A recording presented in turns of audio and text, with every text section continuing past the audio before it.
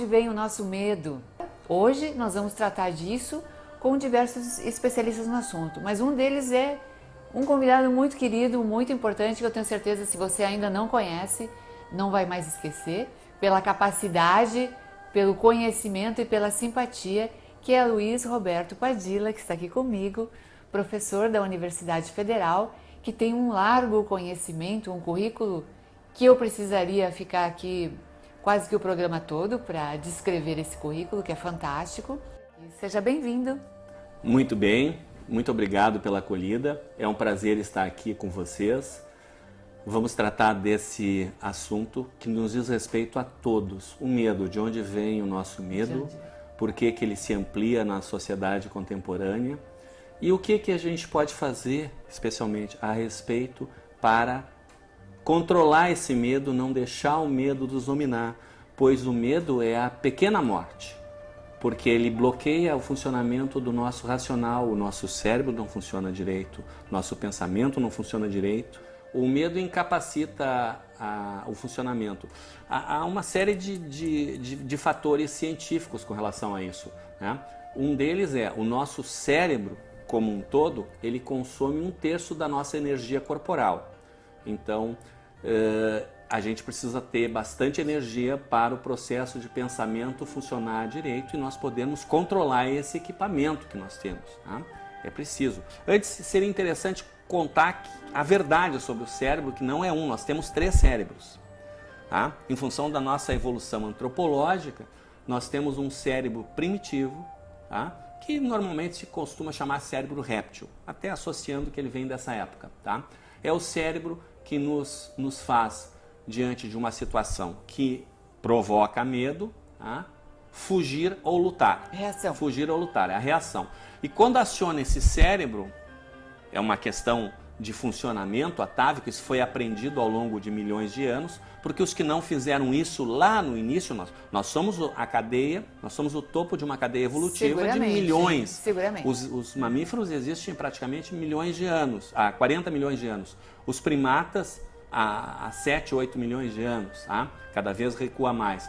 Tá? Então, há uma longa evolução. E só sobreviveram os que funcionavam dessa forma, que não tinha essa característica de quando aciona o cérebro réptil, o resto deixar de lado, não conseguiam fugir dos predadores e dos perigos, tá? E não sobreviveram. Então, nós somos descendentes dos seres que, quando há perigo, quando aciona o cérebro réptil, o resto não funciona muito bem. Tá? Não vai energia. Impacta o restante. Entra em stand-by. Tá? Certo. Entra em stand-by. Então, por isso que o medo é usado desde a Babilônia, pelos controladores da sociedade, desde a Babilônia. O pessoal fala tem uns que falam em Illuminati, tem uns que falam em Nova Ordem Mundial. O nome não interessa, né? Como diria Shakespeare, what's in the name, né? That wish call a rose by any other name, smell recito, traduzindo. O que nós chamamos de rosa cheiraria diferente se mudasse o nome, não. O que interessa é o que faz. E o que eles fazem é controlar a sociedade. E usam muito o medo. Por isso que nós estamos nesse clima atual. Algo que você não falou e que muitos da audiência não sabe, porque a grande mídia esconde isso, as 7 chaves, a grande mídia. Há uma censura da imprensa. Nós chegamos no Brasil hoje a média de 200 assassinatos por dia. Você sabe o que é isso? Desde que começou o nosso programa aqui, já mataram uns 2 ou 3 violentamente. Tá? Assassinaram, não é acidente, tal, não é assassinato mesmo. A violência cresceu muito, tá? Para fazer as pessoas serem mais facilmente controladas, porque a pessoa que sente medo é uma pessoa que não funciona bem o restante do seu equipamento, principalmente a parte intelectiva, que é o segundo estágio do cérebro, é chamado de cérebro límbico, tá? Que é o cérebro que se desenvolve a partir dos mamíferos, principalmente, tá? Que é o que cuida das emoções, E por isso que você entra numa loja, você vê algum produto e você se apaixona, porque aquilo te emociona, e você compra, né? Você compra coisas que você não precisa, com dinheiro que às vezes você não tem, porque a emoção lhe domina e o racional... E usa o outro cérebro. E não aciona o cérebro, e não funciona o cérebro racional. né? Porque além dele precisar de muita energia, ele bloqueia, há esse escalonamento. E o cérebro límbico se tornou importante também, especialmente nos mamíferos que desenvolveram por conta do instinto maternal, porque os mamíferos têm essa característica, tá? Nós não nascemos prontos, nós mamíferos não nascemos prontos, nós precisamos ser cuidados para chegar num estágio em que nós podemos andar com as nossas próprias pernas, vamos dizer assim, Perfeito. no sentido da vida, nos viver por nós mesmos, né? Nós precisamos ser cuidados. E para isso é preciso que o cérebro límbico, tá? O cérebro límbico realmente seja acionado, porque os pais e os adultos em geral, tá? Que os seres humanos, é difícil um ser humano que não gosta de crianças e de filhotes. Por que nós amamos crianças e filhotes? Porque eles acionam o nosso cérebro límbico, claro, e nos conectam com emoções que a gente não percebe e não entende, né? E então, quem não tinha essa característica, os seus filhos não sobreviveram. Portanto, nós somos descendentes também, em escala antropológica, daqueles cujo acionamento do cérebro límbico faz com que o racional não pense muito. Por isso que os pais fazem sacrifícios pelos filhos, tá? Os adultos fazem sacrifícios pelas crianças. Isso é básico da nossa sociedade, tá? Então, nós somos descendentes dos que, quando sentem medo, fogem ou lutam. Quando sentem emoção, não funciona o racional. E isso é usado por um grupamento da nossa sociedade, exato. Que são 2% mutantes, que eu costumo dizer não têm características humanas, não têm as 3 características humanas, não são seres humanos, portanto. Eles são mutantes, tá?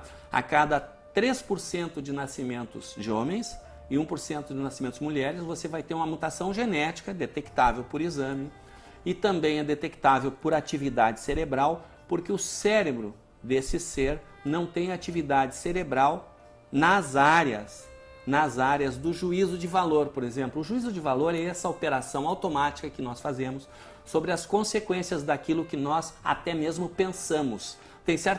Quantas vezes você vê as pessoas dizerem, você mesmo diz a expressão, nunca pensei nisso?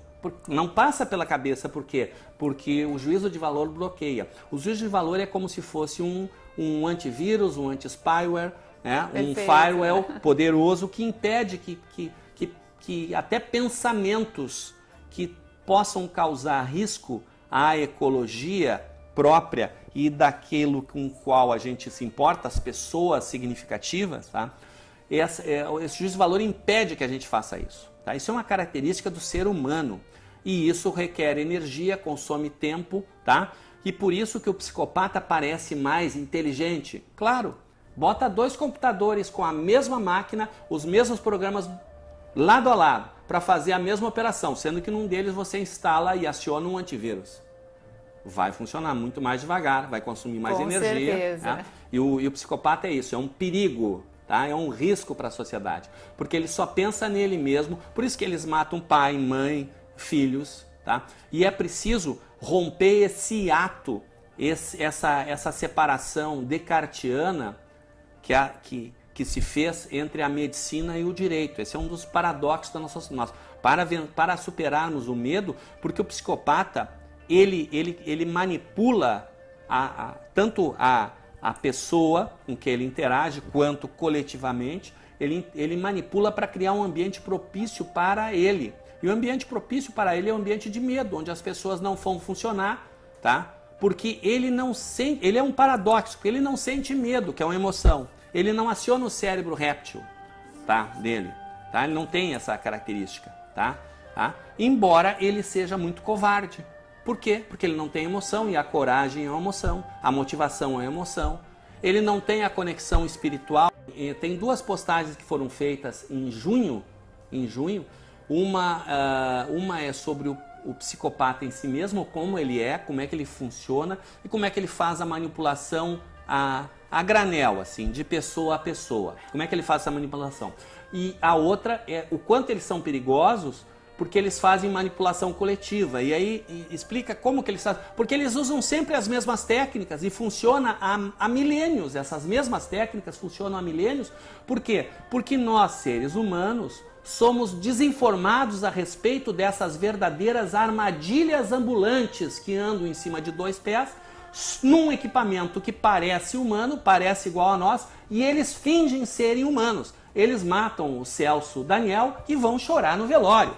Eles derrubam o avião do Eduardo Campos e decretam um luto oficial, né, fazendo cara de choro na televisão, tá? Porque eles fingem ter emoções para nos manipular. Eles usam muito, existe uma palavrinha, para quem não conhece, é a palavra técnica usada no meio das ciências humanas, que é o rapport. Vem do francês, foi a portuguesa, no francês escreve, né, com letra dupla, e no português se bota um E no final e se fala rapporte. Rapporte. Pois o rapporte é uma qualidade da comunicação. Para termos uma boa comunicação, nós precisamos ter rapporte. Por isso que a gente sorri, né? Por isso que a gente faz um olhar interessante e procura, quando diretamente, procura estabelecer uma linkagem. Então, o que o psicopata faz? Ele percebe que o rapport é uma arma poderosa para criar idolatria. Ele percebe no seu alvo, na pessoa ou nas pessoas que ele quer manipular, quais são as crenças e valores dessa pessoa e fica validando tudo que essa pessoa, né, tudo que essa pessoa diz, faz, quer. Ele jura, a pessoa é colorada, então ele jura que ele é colorado. Ou a pessoa diz que não gosta de futebol, ele diz que realmente futebol não gosta de futebol. E ele varia, ele para um diz uma coisa, para o outro ele diz outra. E aí grande parte das maldades não são feitas pelos psicopatas, porque eles têm medo de serem descobertos e serem flagrados e serem... É pela equipe. Eles montam uma entourage, uma equipe, seguidores, no seu entorno de psicopatetas. Por que eu digo psicopatetas? Porque essas pessoas, na verdade, tecnicamente, em ciências humanas, se chamá-los de esquizofrênicos. Por quê? Porque eles estão alucinando. Eles alucinam que aquele psicopata, que é a corporificação do mal, é o mal corporificado. Eles acreditam que aquele psicopata é tudo de bom, tá? Tudo de bom. Que aquele psicopata quer o bem de todos, quer o bem dele e tal, que tudo que ele quer é o bem. Vamos entrar nessa questão do esporte, porque essa questão é muito forte, é um dos objetivos da tua vinda hoje aqui também, né? Porque o esporte ajuda você a vencer o medo, tá? O esporte praticado em alto rendimento ou a prática de arte marcial. Quando se chama alto rendimento, que é o nome técnico, é o esporte que o ganho emocional, que é o objetivo desse esporte, não é propriamente de quem faz, mas de quem assiste, porque é o esporte espetáculo, tá? O esporte espetáculo. E o esporte, quando ele é praticado em alto rendimento, como o atleta precisa se superar, ele aprende a dominar a si mesmo, inclusive o próprio medo. Há várias situações em que ele precisa vencer isso, né? Imagina o próprio futebol, que é muito comum. Imagina o que é o emocional do atleta que vai bater o pênalti ou do goleiro na hora de uma falta, não digo nem do pênalti, mas numa falta muito perigosa na entrada da área ali, que a barreira já está dentro da pequena área. Tá? O que é a emoção e do que vai bater. Enfim, né? Todo esporte tem. E aí tem um determinado setor que é as artes marciais. Eu estou aqui com um mestre de artes marciais. Eu estou aqui com o sexto dan de karatê. É uma alegria, inclusive eu propositadamente eu vim com uniforme de árbitro. Mas nós já de árbitro competição, né? Então, para completar o uniforme, só basta colocar aqui a identificação, que é importante essa identificação em eventos internacionais, como por exemplo a Premier League, que ocorreu entre os melhores atletas mundiais. É necessário que saibam que eu sou um árbitro brasileiro para que na escolha do quadro de arbitragem de um atleta brasileiro eu fique de fora, né? As artes marciais, elas, mesmo quando você pratica sem ser um atleta, elas lhe proporcionam vencer o medo. Em 1985, o karatê é admitido como esporte pelo sistema olímpico, né? E começa então uma longa jornada de evolução nas regras, porque se tornou paradoxal. O karatê é uma técnica mortal, você pode matar uma pessoa usando golpes, tá? Porque você aprende como fazer, como nocautear de uma forma rápida, eficaz, né? Mas, ao mesmo tempo, ela forma pacifistas, porque justamente você controla o seu medo. Isso. E o paradoxo do karatê esportivo, né?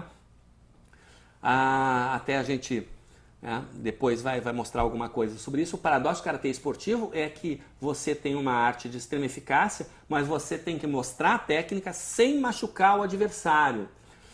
Esse ano, como eu mostrei aqui, eu arbitrei a Premier League, né, que é o top mundial, o top mundial, e os atletas são muito rápidos, são tão rápidos que nós temos uma persistência óptica, uma sucessão de quadros, a gente não enxerga um fluxo de imagem, são quadros, 24 quadros por segundo, 24 quadros por segundo. Então, se algo passa mais rápido que isso, você não vê, não tem como ver, porque você tem um quadro, passou a coisa e você não viu. E aí os atletas de alto nível, eles conseguem determinados golpes, a parte final deles é tão rápida que se você não tiver um metabolismo mais acelerado e não conseguir fazer mais que 24 quadros por segundo, que a gente faz, a gente consegue acelerar o metabolismo e a 30 ou mais quadros por segundo. Senão você não conseguiria... Foi feito testes em vários locais, na USP, comparando com atletas de outras modalidades. O tempo de reação do atleta de karatê, em média, é 20% mais rápido que dos atletas de outras modalidades. Fizeram com atletas de várias modalidades. A Laura é a atleta da seleção gaúcha. Vai entrar aqui Vem atrás, aqui atrás de Laura. nós, Laura, para o pessoal te ver. A Laura vai... Faixa preta. A Laura vai fazer uma primeiro demonstração. Dan, participou de muitas competições. Tá? Tem também atuado como árbitra nas competições de primeiro grau. Nós vamos fazer uma demonstração de algumas técnicas de karatê para o pessoal ter uma ideia aqui. Eu apresentei como mestrado em antropologia na Universidade de Salamanca e León, na Espanha, justamente um trabalho que eu desenvolvo demonstrando que a emoção é o vórtice, é o núcleo em torno do qual toda a ação humana acontece. Tudo que é humano atua em torno da emoção. Ela é a interseção de todos os planos de atuação. O plano dos fatos, o plano das crenças e valores, que é permeado de crenças falsas e valores invertidos, a inversão de valores. O plano do direito e o plano do esporte. A interseção de todos eles são as emoções. E é aí que eles usam para nos manipular. Então, no momento que você tem consciência de que essas armadilhas existem e que as emoções são usadas para isso, tá? Você tem condições. Existem vários grupos que estudam, e eu quero mostrar para vocês aqui, ó. É o NIET. Nós temos na Universidade Federal do Rio Grande do Sul o NIET, o Núcleo Interdisciplinar de Estudos Transdisciplinares sobre Espiritualidade, desde o ano 2000, tá? Que é um espaço destinado, tá? À investigação, tá? Da ciência. E é uma coisa muito interessante, né? O Francis Bacon disse essa frase, que a pouca ciência afasta de Deus e muita ciência nos aproxima dele, né? E é muito interessante que dos temas mais complexos que existe, que é a física quântica, que estuda a natureza íntima do universo, justamente todo cientista que começa a se aprofundar na física quântica, ele começa a se tornar um místico, não é religioso, mas um místico, porque ele começa a entender tudo isso, essa interação. Um dos experimentos que eles estão tentando desenvolver lá no CERN é justamente demonstrar que existe uma energia única no universo e que tudo deriva, todas as energias e todas as partículas derivam de alguma plasmicidade dessa energia única do universo, que seria a essência divina de todas as coisas, né, que todas as religiões, nessa tradição judaico-cristã, né,